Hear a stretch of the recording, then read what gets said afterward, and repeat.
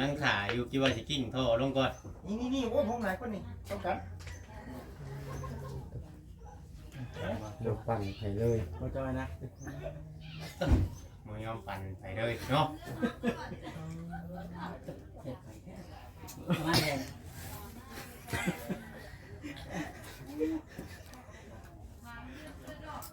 เอาเลือกขาไหมนะหาเพิ่นเลยมาแต่ถือว่าซื้อมาให้นุ่มโอยกินเอาเดี๋ยวเบาลิจีลงกันล่างก่อนเด้อเดี๋ยวใดก็ได้ลงไปถ่ายรอบๆก่อนให้เราพักผ่อนให้พอแพทย์จำพัดเนาะโดย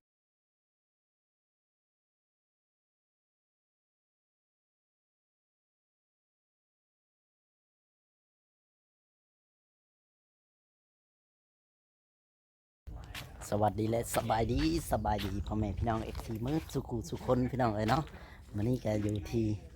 บ้านน้องแต่อีกแล้วพ่อแม่พี่น้องไปเบิ่งเดี๋ยวโอ้ยพุกพี่น้องป้าเถอะ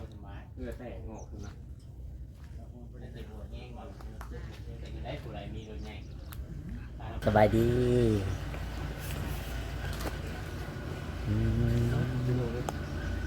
จิตอุปทานนั่นสิเราไปทำผ่านกินนะคือพาว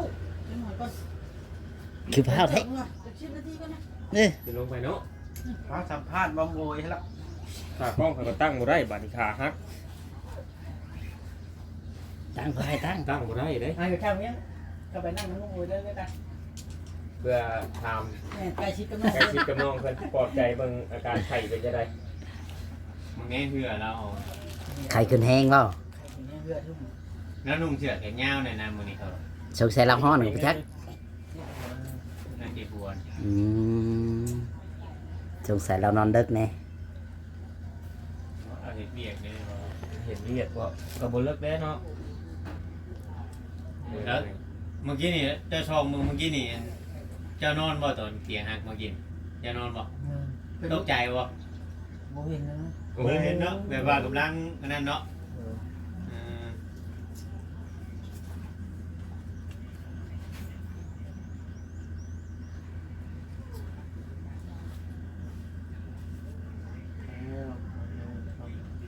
ถามได้ไหมถ่ายกันอยู่กระตุกกระติก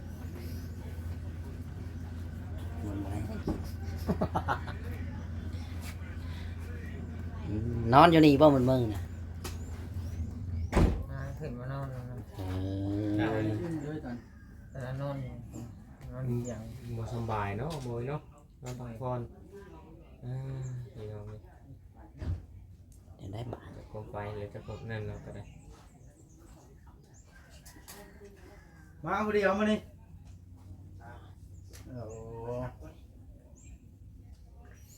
กำลังขาอยู่คิดว่าจะกิ้งท่อลงก่อนนี่โอ้ผมไหนก็นี่ต้องกันเดี๋ยวปั่นไปเลยบ่จอยนะมายอมปั่นไปเลยเนาะมาเลย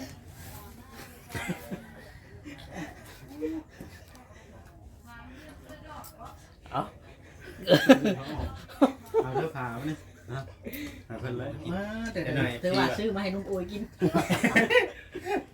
เอาเดี๋ยวเบาลิจีลงกันล่างก่อนเด้อเดี๋ยวใดก็ได้ลงไปถ่ายรอบๆก่อนให้เราพักผ่อนให้พอแพทย์จำพัดเนาะโดยคือการพอแพทย์ที่ลงไปเบิ่งหมอจิตเพราะว่าจิตว่าจะเอาคอลงข่อยจะผ่านคนเดียวฉันก็ว่าอย่างฉันโมมันนี่บ่ให้เราพักผ่อนได้ป่ะจ้อยเพราะว่าเราสบายดีใหญ่บ่สบายดีเด้อลุงหมวยเด้อเอาพักผ่อนคิดถึงยาอะไรกันนั่นแหละแม่เอาของมาวัดลงมาเลยนะเอาไปจ้อยไปแล้วเคยของกันยังไม่ได้ไปเอากลับน้ำยังเหลืองนี่สบายดีให้รับพักผ่อนพี่น้องเลยรับพักผ่อนก่อนลุงหมวยเราสบายป้าเถอะสบายดีเด้อสวัสดีทำเราจิตสบายดีคนน้องบอย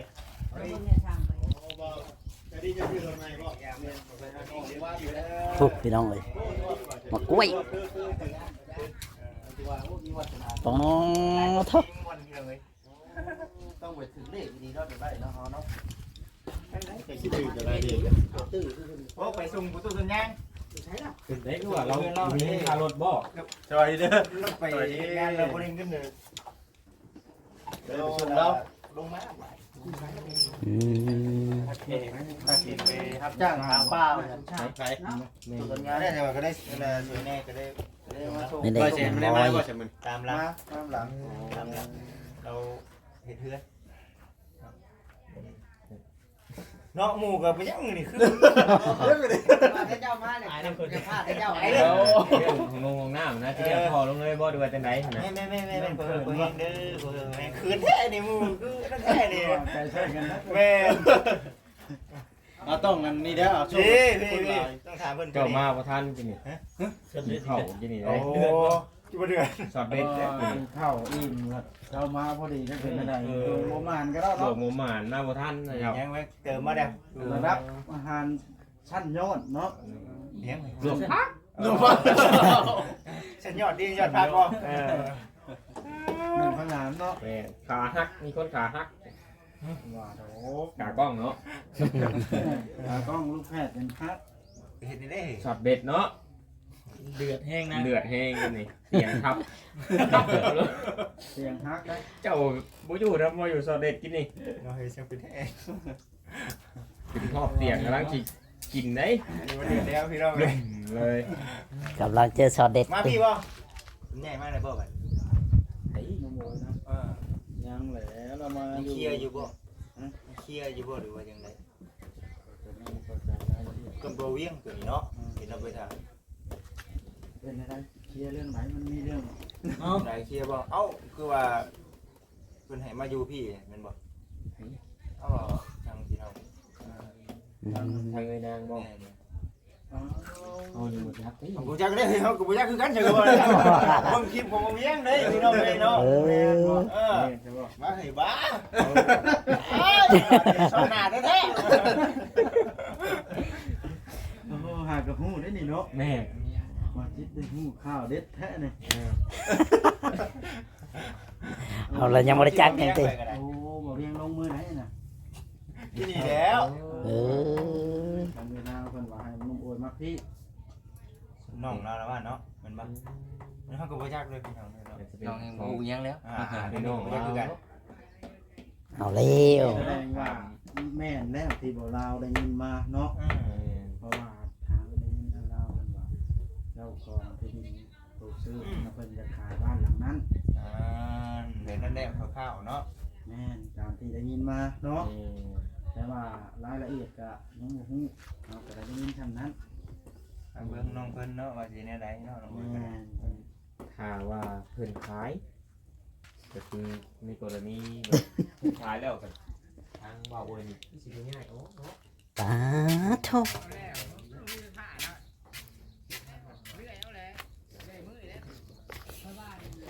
ปาโทเสร็จแล้วพระแก้วนอนแล้วปะ มาถึง สบายดีป้า สบายดี เป็นยังไงคือไห้คือห้องเทศนี่นี่ เฮ็ดกินอะไร เดี๋ยวว่านางไห้เราคิดว่าเป็นหยัง ย่างมาเดี๋ยวนี้ โอ้นางไห้ ละเจ้าอิ่มแล้วเข้านะ อิ่มแล้ว เดือนก็ฮักเนาะ อืม เดือนฮักจะอยู่หันบ่ แมนนั่งอยู่หัดแล้ว นี่แหละพี่น้องครับแก้วมันหลายคน ก็กินอีกแล้วกิน กินยังปลาแก้ว ข่อยบอกโอ้ยกินกับปลาดุกอันนี้หางปลาดุกอันนี้จะคืนนี่เด้ เออ สองเทื่อกินสามเทื่อกินไอ้ดอกหางมันสิๆแล้ว หางมัน โดยทิ้งตามให้นี่ อ๋อ บ่แลกินอิ่มแล้วทีนี้เจ้าคืออิ่มแล้วเนาะจะกินข้าวกินน้ำ อิ่มแล้วนี่นะนี่แหละปลาแก้วกันนั่งแล้วปลาแก้วที่สัมภาษณ์ปลาแก้วกันสักน้อยหนึ่ง บ่เวียงกันหมดอะไร อืม แล้วให้กินแค่จะได้บ่เวียง นี่แหละพี่น้องไอ้ทางปลาแก้วแล้วก็อยู่แบบนี้พี่น้องเลยงอมๆแงมๆพอดีแล้ว เดี๋ยวนี้แล้ว อืมเนี่ยได้ หัวน้ำอันนี้แหละคน เป็นเนี่ยได้คือเจ็บหัวนะมัน เฮ็ดกินควันเปล่าคน เออแบบว่าควรไผ่มันอูดเฮาอืม ไว้คน นี่แหละพี่น้องเลยปลาแก้วครับ เอ้ย เห็นเฮือนหลัง ใหญ่วันนี้คักบ่ปลาแก้วคัก ไม่ บ่ ค่อยดีใจกระทิงให้ขึ้นไปเต้นคืนนี้ เออ ถามแม่แม่ เบิ่งนี่ แม่แม่ ยันเหยียบตะปอกตะปู เพื่อนเฮาบ่มากระทิงเพื่อนเฮาลูกแม่นสบ่แม่นสบ่ไอ้โอเฮ็ดให้เฮาบ่มันเฮาหายเด้ก็ขึ้นไปเต้นรถดีใจได้มัน อื จริง มมื้อนี้ข่อยพากันไปสั่งไม้มาอยู่พุ่นน่ะเลยดมมึงเงียวน้อยไปหน่อยหนึงหั่นนะเลยบัดไปนะ ไกลบ้านฮัท เออ ไม่มันไม่เข้าบักสีแต่สี นี่แหละใช่มาให้เดือนให้เจ้าเลยไปสั่งแป้นสั่งหยังนั่นแหละมาไว้ ข้อยก็อยู่บ้านน้อยนั่นแหละ เออกินนี่น่ะบ่ บ่ตะเก้าผ่านมา อ๋อ อยู่หันอยู่ในแคมป์หั่นเด้ เออ ปุ๊บตูบในแคมป์หั่นได้อูดีแล้วฮู้ดอกมันหยังก็ได้ อืม แบบนี้เลยตูบหากมันมีเป็นมีหันนี่ อืม ความสุขชีวิตนะ แม่นดีแล้วปลาแก้วไว้กันนี่กันโอ้หลังก็ใหญ่อยู่ซ้ำสิอยู่ ทั้งที่อยู่ เดี๋ยวเพิ่นก็คือได้ยินข่าวว่าเพิ่นเสียเรือนครัวออกอีกเปล่านี่ โดยเห็นคนจังห้า เออก็ดีแล้วเพื่อนใหญ่เขายังสิบ่ดำเนาะมันก็ เพิ่นเห็นคอออกเจนจูเลียกับ ไม่คงมาลีบ่เออ ดีใจนํปลาแก้วไว้ดีแล้วคอยกันยังโอ้ไผเห็นให้เฮาสำนี้เนาะคันว่าโอ้ยบ่แม่นลูกบ่แม่นพี่น้องเขาเนาะอันนี้ยังเพิ่นยังคิดเห็นว่าคนทุกข์คนยากเพิ่นใจบุญอีหลีเนาะ ใจบุญอีหลีข้อยก็ว่าชุดเลยนะข้อย อื ว่าม สุดน่ะแล้วไผสิ พระสิเฮ็ดให้เนาะ ขนาดญาติพี่น้องกันแท้ๆกันยังบ่ได้เนาะปลาแก้ว เงินพันกี่นี่นะยืมหมู่นี่ประคอติดหมู่นี่เงินบ่พอ1,000หมู่ยังไม่ติดข่อยนี่บ่มีคือข่อย แม่นไผคือกัน บ่ได้ช่วยเจ้า อืม อืม คือ ข่ กั อย น จนนั้นตาตกได้ข่อยนะ เจ้านี่แหละเห็นเห็นใหญ่แบบ ร้าน นี้ก็ อยากข โอ้ นมมันเฮ็ดได้เงินบ่พอพันกี่เขาก็บ่ได้ให้ได้ เพิ่นสิเฮ็ดสองห้องบ่หรือว่าเฮ็ดห้องหนึ่งบ่ บ่ฮู้นำเพิ่น เออ แล้วแต่เพิ่น แล้วแต่เพิ่นเฮ็ดให้แบบใดก็เอาเนาะ พอใจเบิด อื ข่อย ม บ่อันนั้นบ่ข่อย เจ้า ชีวิตข่อยก็เท่าป่านนี้แล้วข่อยบ่เคยได้เฮือน อืม มีแต่ไปอยู่บ้านหั่นบ้านนี้รับจ้างกินไปวัน พลิกชีวิตตัวเองขึ้นมาแบบนี้ก็โอ้ ๆอืม ไผสิยืนมือมาหาเฮาเนาะป้าเนาะนี่คือว่าแหละชีวิต อันนี้ก็ถือว่าบุญล้นทับบุญแล้วข่อย แม่นชีวิต อืม อายุปูนนี่แหละเนาะ อืม คันให้เฮาหาก็สิเฮ็ดสิกะได้อยู่บ่ว่าแก้วก็สมมุติว่าให้หา หาเฮ็ดหยัง หาเฮ็ดเฮือนเฮ็ดชาน โอ้ย หากินแต่ละมื้อหั่นนะก็ยังพอตายเลยมื้อได้กินมื้อบ่ได้กินข่อย เอ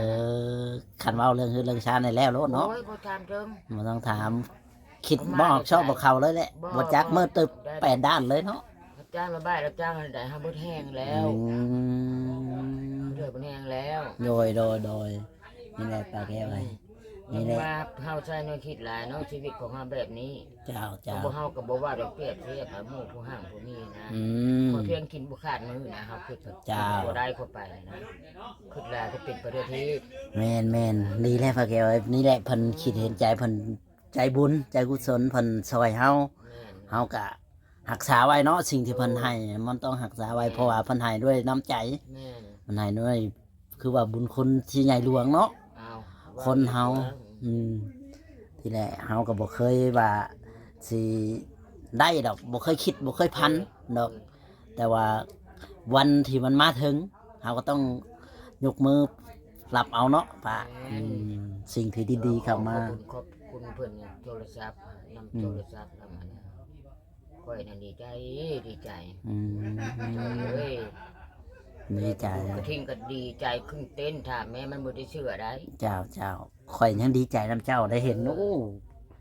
ใหญ่อยู่เลยนี่บ่ได้แม่นน้องอะไรมาตึงเม็ด2เม็ดโอ้3 ใช่แม่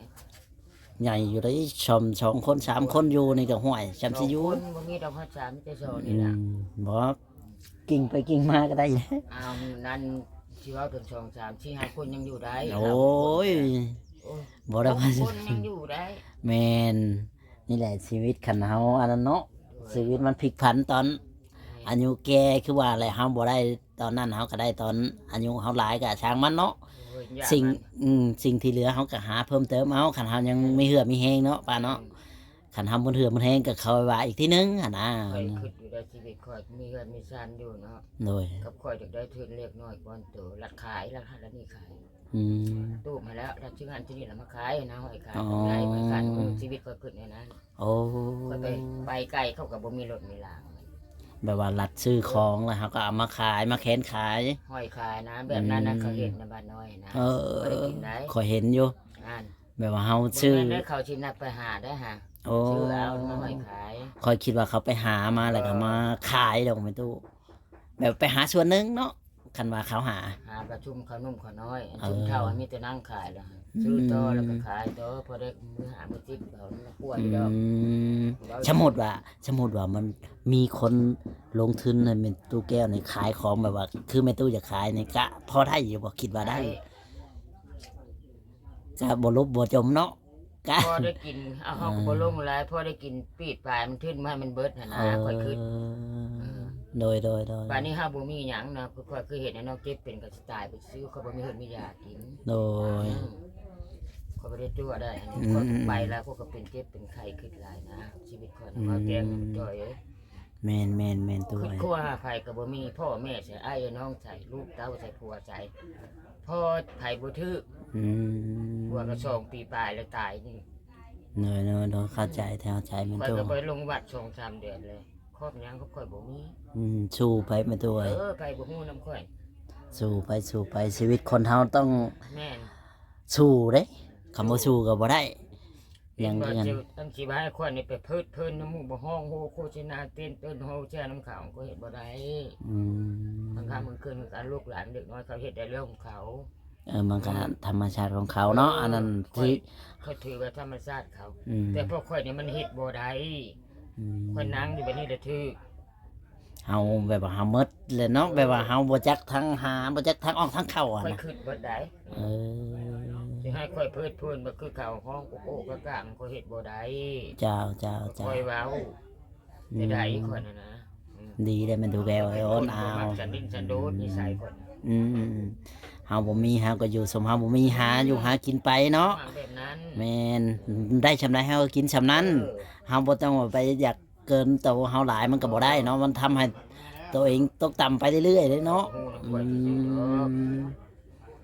ำ อื ข่อยซื่อๆเนาะ มโด ข่อย ย เว้าบ่ออก อืมแม่น ข่อยบ่จักนำนะข่อยก็เฒ่าอันนี้ข่อยฮู้ข่อยเองเบิดนะ โดยดีแล้วแม่ตู้เอ้ย อืม สู้ต่อไป เป็นค ชี น วิต บ่ทะเยอทะยานดอกนิสัยคนบ่แพ้ไปเบิดก็จะว่าไปใดก็อยา อยู่ไป มันถีงมเบิ่งโอ้ยว่าคนย่านบ่คำเด้อเว้าคำบ่ม่วนบ่ให้ออกไปก็ได้บ่มีห่างเนาะเลยอยา อืม ไปว่าไหนๆก็เว้าเข้านี่ออกพี่ อืมโดยเข้าใจดีแล้วแม่ตู้เอ้ยคิดแบบว่าเฮาดีแล้วเฮาบ่อันนี้เฮาถึงคนอื่นสิว่ามองเฮาบ่ดีแต่ว่าจิตใจเฮาดีเด้อก็พอแล้วเนาะ เชื่อมั่นตัวเอง อื ก่อน มเสียตัวเองบ่มีไผละ1 ใน 100มันสิมี1 คนนั่นแหละนะเข้ามาในตัวเฮาที่ว่าบ่เชื่อช่างมันนี่แหละชีวิตของคนเฮา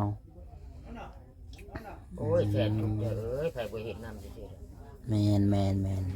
บ่ว่ากันแม่นทุกแล้วเฮาก็ฮู้อยู่เนาะชีวิตแต่ละคนมันก็บ่คือกันดอก แม่น คือว่าและคนเฮามันลังเถื่อมันเฮาถูกเฮาก็พลิกก็ได้ได้หลังจากหน้ามือเป็นหลังมือก็มีได้คนเฮาก็บ่แน่บ่นอน แต่ละสิ่งแต่ละอย่างก็ได้ นี่แหละสู้ต่อไปอดเอาแม่นตัวเอ้ย ความใดความนั้นนิสัยนี่บ่เคยเว้าดอกตัวหันตัวนี้บ่เคยทางไปเบาพุ่นละฮู้ตั้งแต่ในอยู่บ้านนี่แหละเบานี่ หน่อยเอาตาม ชื่อใด จิต ชื่อ ใจ นั้น ดีได้แม่นตัวเอ้ยเฮาก็ แม่ อยากช่วยเฮาก็ได้แค่ถ่ายให้เพิ่นเบิ่งซื่อๆเฮาบ่มีแนวช่วยแล้วให้คือกัน คือเฮาเว้าหั่นแหละเฮาก็ตรงไปตรงมาเนาะมันได้เฮาก็ว่าได้เฮาก็ตามเฮาก็มาถ่ายให้เพิ่นเบิ่งคือกันเด้อโลกเลยแหละเฮาก็จิตใจก็อยากทั่วอยู่เฮาก็ได้แค่ให้กำลังใจแบบนี้แหละเฮาก็บ่ได้มีหยังมากมายดอกแม่นตัว โอ้ย เอ้ย ได้อันนี้ก็ดีใจเลยที่ว่าพี่ช่างเพื่อนนี่ ให้กำลังใจแม่ตู้อะไรให้สู้ต่อไปนั่นแหละเนาะเดินหน้าชีวิตของเฮา เป็นบ่กันว่าเฮ็ดได้นำง่ายบ่ไปซื้อเฮ็ดให้ชุมเพิ่นกินมันหยังอะไรจะให้ไปนั่งหัวโหแซ่ตุติดตัวมือน้ำหมูนเฮ็ดบ่ได้ อืม บ่ได้อีหลีนี่ อืม อายซ้ำ แม่นแหละหมู่ แบบนั้น แบบว่าตะกี้กับมือตู้บ่ได้มีหมู่ไม่ขู่ปานใดบ่แบบว่าแถวบ้านนี่ บ้านนี้ครับมาดูชิปตะกี้ แม่นมีหมู่มีขู่แบบว่า สนิทสนมกันแบบอันนั้นเอาอันนี้ได้น้ำกันนะแม่ เอา ตู้ คนบ่มีแล้วหมู่ก็เฮ็ดน้ำคนจนแล้วเปลืองของตัวเองแม่นล่ะบ่า เจ้าเจ้า คนมันคิดบ่คือกัน โดย ตะกี้ก็แม่นแล้วแต่ข้าวลูกผัวบ่ตายบัดนี้ผู้ผัวตายจ้าแล้วเขาสิชนหยังเขาย่านขอ โอ้ ขอ สำนั้นเนาะ ขอ เข้าใจ ไปแล้ว รู้จักเบิดแล้ว เข้าใจเป็นตัวแม่นแหละเพราะว่าเฮาบ่มีต้นทุนบ่มีเสาหลักคือว่าแหละ บ่มีหยัง อืม เฮาย่างกายหมู่ย่างนี่แหละหั่นเฮาสิไปลิดหมู่ย่างนี่แหละ เขาก็เข้าใจแล้วเนาะเฮาก็เข้าใจขอหมายตอนนี้เฮา อืม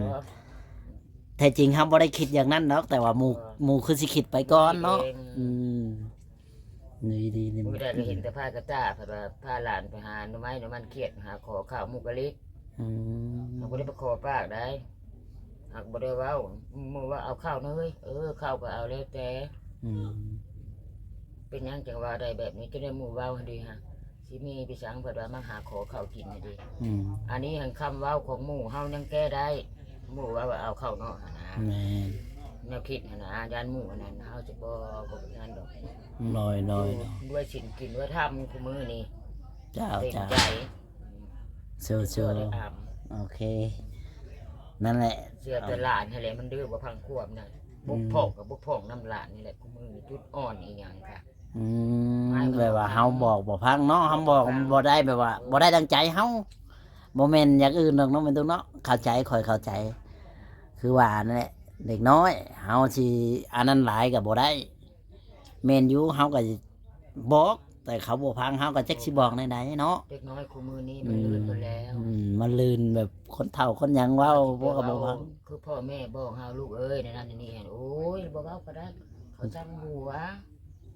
เข้าใจโอเคจ้ะเฮาก็มาคลิปนี้ก็สิบ่มีหยังหลายมาถ่ายในตู้ก็บ่มีหยังเด้อแม่ตู้เด้อ ถ่ายดินได้หัว อันนี้ก็อันเพิ่นเบิ่งอยู่ติอยู่พุ่นเนาะ เบิ่ง ขอขโมกขอบใจหลายๆเด้อน้ำเจอันจุลีกับอันแม่อันก ก ง ง วาลีอัน โดย โอ้ขอบบุญขอบประคุณหลายๆที่เดือนในชาติในผู้ข้าอยู่ให้ชุมชาติน้ำมันยืนเด้อให้ห่างให้มีให้กินเนื้อกินให้ลูกเต้ามันยืน